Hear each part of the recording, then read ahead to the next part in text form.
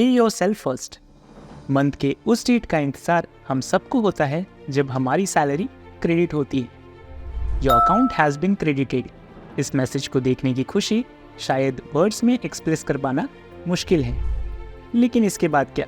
अगली ही मोमेंट हमारे माइंड में वो सारे बिल्स घूमने लगते हैं जो इस मंथ ड्यू हैं। Rent, food cost, shopping list, इन सारे एक्सपेंसेस की लिस्ट एक अनएंडिंग जर्नी की तरह नज़र आती है, जिनके गुजरते गुजरते हमारे सैलरी में सेविंग के लिए अक्सर कुछ नहीं बचता।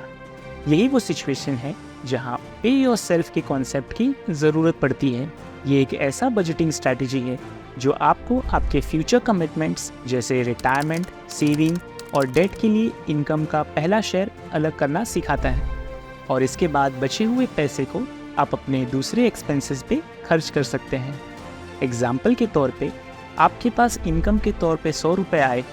अब generally rent, bills, entertainment, shopping, इन सारे एक्सपेंसेस के बाद आपके पास केवल 5 रुपये बच गए, जबकि आपका टारगेट 10 रुपये सेव करने का था। पे योरसेल्फ फर्स्ट अप्रोच के अकॉर्डिंग आप सबसे पहले 10 रुपये सेव करते हैं और बचे हुए 90 रुपये आप अपने दूसरे एक्सपेंसेस को पूरा करने में लगाते हैं।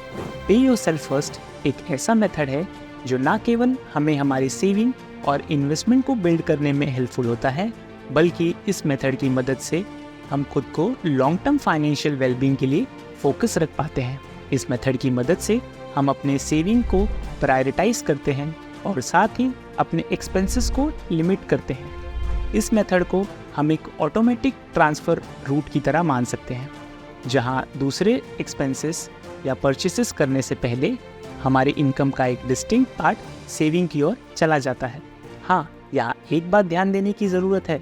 पे योरसेल्फ फर्स्ट अप्रोच लेने से पहले हमें दूसरे डेट्स और बिल को कंसिडर करना बहुत ज़रूरी है।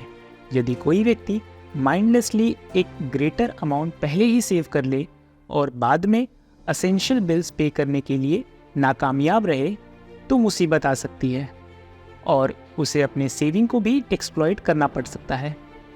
यदि कुछ बेसिक स्टेप्स फॉलो किया जाए तो ये अप्रोच हम सबके लिए फ़ायदेमंद होगा।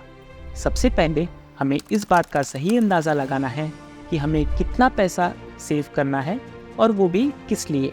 इसे हम नंबर में डेडिकेट कर सकते हैं या अपने सैलरी के परसेंटेज में भी। दूसरा स्टेप है एक ऑटोमेटिक ट्रांसफ़र रूट सेट करना, जिससे अकाउंट में पैसा क्रेडिट होते ही हमारे सेविंग अकाउंट या रिटायरमेंट अकाउंट या इन्वेस्टमेंट व्हीकल्स में क्रेडिट हो जाए। तीसरा स्टेप है एक बजट क्रिएट करना, जहां बचे हुए पैसे को बेस्ट यूटिलाइज कैसे कर सके इसकी तैयारी की जाए। तो बस इन सिंपल स्टेप से आप भी पे योरसेल्फ फर्स्ट जैसे अप्रोच का बेनिफिट उठा सकते हैं।